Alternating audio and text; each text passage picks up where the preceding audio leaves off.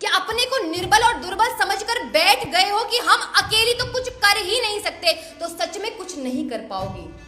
यदि हमने 1% भी ये विचार बनाया कि लड़ूंगी, जितना सामर्थ्य है उतना लड़ूंगी, तो हो सकता है कि 1 और 2% चांस बने भी जीतने के। एक छोटी सी कविता मुझे याद आती है कि गुड़िया जैसे शौक तुम्हारे गुड़िया सी बन जाती हो, कि गुड़िया जैसे शौक तुम्हारे गुड़िया से बन जाती हो। गुड़िया जैसे शौक होना बुरी बात नहीं है, लेकिन गुड़िया जैसा बन जाना बुरी बात है।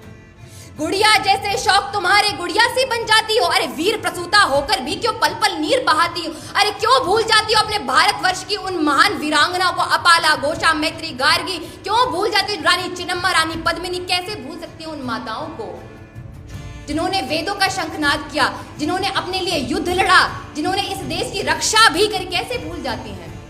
तो गुड़िया जैसे शौक तुम्हारे गुड़िया सी बन जाती हो। अरे वीर प्रसूता होकर भी क्यों पल पल नीर बहाती हो? अरे शक्ति स्वरूपा हो तुम तो जगदम्बा की अवतारी हो। क्या दुर्योधन, क्या दुशासन, तुम स्वयं काल पर भारी हो।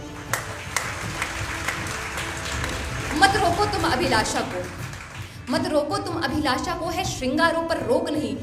श्रृंगार तो एक नारी का गहना होता है, उस पर रोक नहीं है। मत रोको तुम अभिलाषा को, है श्रृंगारों पर रोक नहीं। तुम कलिका हो इस उपवन की सुकोमलता पर टोक नहीं। मगर वर्जना क्यों करती हो ढालों से तलवारों से? मगर वर्जना क्यों करती हो ढालों से तलवारों से? एक बार बस लगन लगा लो मृत्यु नचाती धारों से। चूड़ा चोली चुनरी बिन, चूड़ा चोली चुनरी बिन श्रृंगार पूर्ण नहीं होता। माना चूड़ा चोली चुनरी बिन श्रृंगार पूर्ण नहीं होता, मगर बताओ क्या तलवार बिना रूप अपूर्ण नहीं होता?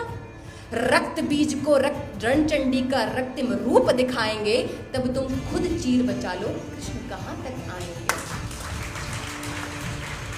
वो सोच कर बैठी है कि कोई कृष्ण आएगा मुझे बचाने के लिए, कोई कल की अवतार मुझे बचाने के लिए। अगर कोई नहीं आएगा, स्वयं की रक्षा स्वयं करनी होगी।